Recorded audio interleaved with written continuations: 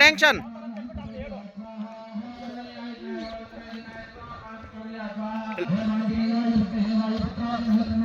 Sir Muniyappa sir ಹೇಳಿ, ಇವತ್ತಿನ ಕಾರ್ಯಕ್ರಮ ಆಂಜನೇಯ ಸ್ವಾಮಿ ದೇವಸ್ಥಾನ ಪ್ರತಿಷ್ಠಾಪನೆ ಮಾಡ್ತಾ ಇದ್ದೀರಾ. ಇಲ್ಲಿವರೆಗೂ ಏನೇನು ಕಾರ್ಯಕ್ರಮ ಆಗಿದೆ ಮತ್ತು ಇನ್ನು ಉಳಿಕೆ ಇರುವಂಥ ಕಾರ್ಯಕ್ರಮ ಏನೇನು ಆಗಬೇಕಾಗಿದೆ ಹೇಳಿ ಸರ್ ದಯವಿಟ್ಟು. ಸರ್, ಇದು ವಿಶೇಷವಾಗಿ ನಿನ್ನೆಯಿಂದ ಹಲಸಿನಕಾಯಿಪುರ ಮತ್ತು ದಬ್ಬುಂಟೆ ಮತ್ತು ಸುತ್ತಮುತ್ತ ಗ್ರಾಮಸ್ಥರೆಲ್ಲ ಸೇರಿ ಇಲ್ಲಿ ಶ್ರೀ ಅಭಯ ಆಂಜನೇಯ ಸ್ವಾಮಿ ಪ್ರಾಣ ಪ್ರತಿಷ್ಠಾಪನಾ ಕಾರ್ಯಕ್ರಮವನ್ನು ಹಮ್ಮಿಕೊಂಡಿದ್ದೀವಿ. ನಿನ್ನೆಯಿಂದ ಸುಮಾರು ಸುತ್ತಮುತ್ತ ಇರ್ತಕ್ಕಂಥ ಗ್ರಾಮಸ್ಥರು, ಹಲಸಿನಕಾಯಿಪುರ ಮತ್ತು ದಬ್ಬುಂಟೆ ಗ್ರಾಮಸ್ಥರು ಎಲ್ಲ ಸೇರಿಕೊಂಡು ರಾತ್ರಿ ಇಲ್ಲಿ ಕಳಶ ಪೂಜಾ ಕಾರ್ಯಕ್ರಮ ಮತ್ತು ಈಗ ಹೋಮ ಕಾರ್ಯಕ್ರಮ ಮತ್ತು ತದನಂತರ ದೇವರ ವಿಗ್ರಹದ ಪ್ರತಿಷ್ಠಾಪನಾ ಕಾರ್ಯಕ್ರಮವನ್ನು ಹಮ್ಮಿಕೊಂಡಿದ್ದೀವಿ.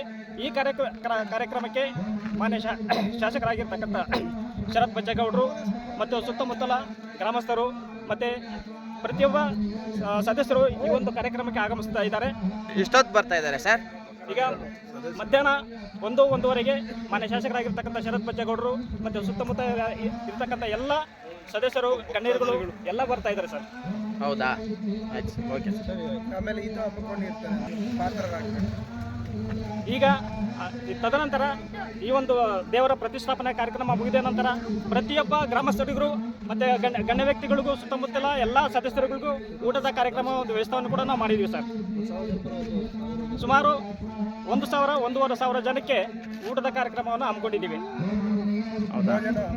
ಮಾಡಿಕೊಂಡು ಸ್ವಾಮಿಯವರ ಕೃಪಕ್ಕೆ ಪಾತ್ರರಾಗಬೇಕು.